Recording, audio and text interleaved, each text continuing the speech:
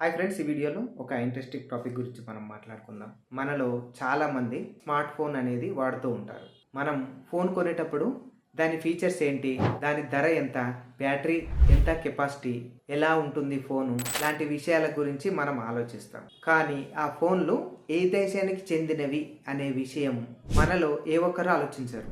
కాబట్టి మనం వాడే మొబైల్స్ ఏ ఏ దేశానికి సంబంధించినవి అనేవి ఈ వీడియోలో చెప్తాను. ఇందులో మన ఇండియాకి సంబంధించిన కొన్ని బ్రాండ్లు కూడా ఉన్నాయి.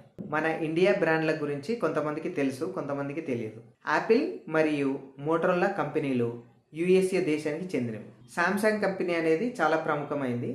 అది సౌత్ కొరియాకి చెందింది.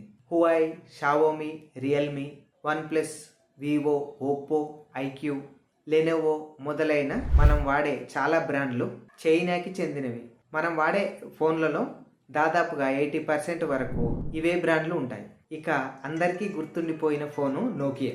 నిజానికి ఇది చైనా కంపెనీ అని అనుకుంటారు, కానీ కాదు, ఇది ఫిన్లాండ్ దేశానికి చెందినది. మొదట్లో చెప్పుకున్నట్టు మన ఇండియాకి సంబంధించిన బ్రాండ్లు కూడా ఉన్నాయి. దాంట్లో కార్బన్, లావా, మైక్రోమాక్స్ మొదలైన కంపెనీలు. ఓకే వేర్స్, ఈ వీడియో నచ్చితే మాత్రం ఒక లైక్ చేయండి, నా ఛానల్ని సబ్స్క్రైబ్ చేసుకోండి. ఇలాంటి ఇంట్రెస్టింగ్ ఫ్యాక్ట్స్ గురించి రెగ్యులర్గా నా ఛానల్ని చూస్తూ ఉండండి. Thank you for watching.